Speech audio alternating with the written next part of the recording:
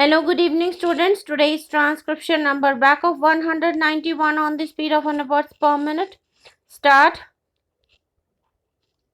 During the last few years, as a result of the demand in Parliament, the budget memorandum as well as the annual financial statements have been elaborated and made clearer still to the layman by the addition of the explanatory memoranda and by showing the commercial accounts separately.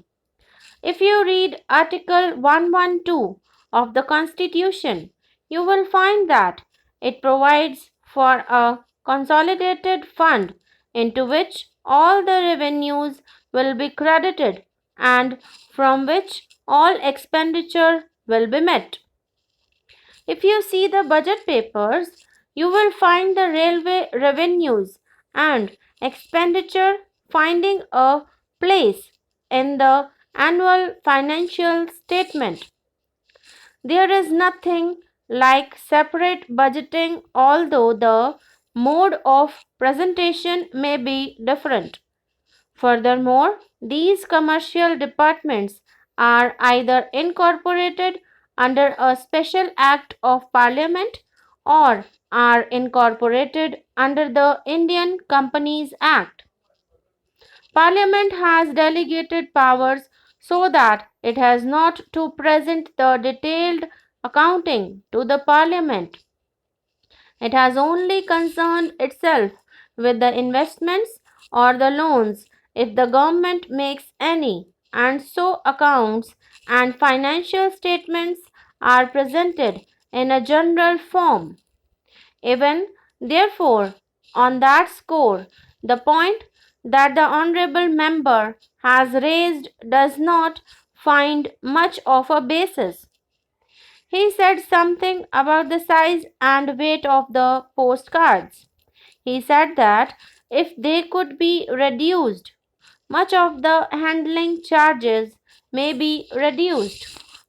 This involves a lot of problems because our postcards have been having the particular size for the last so many years, and if we have to change the size, we will have to change the machinery which produces them. We produce about 100 cases per day, that is about 34 lakh 56,000 postcards every day, and we will have to change the machinery entirely.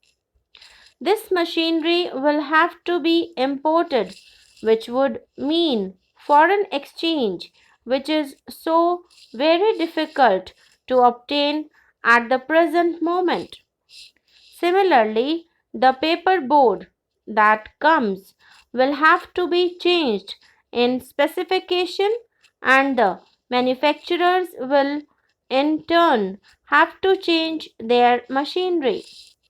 It is a very involved process, and I think it would not be at the present moment a practical proposition to change the size of the postcards. However advantageous it might mean. The honorable member suggested our making the cards lighter so that the weight may be less. This also is not practicable because, as you know, the postcard is of a particular thickness, and through experience we have found that out to be of great value. The postcard is a bit roughly handled in sorting. It passes from place to place.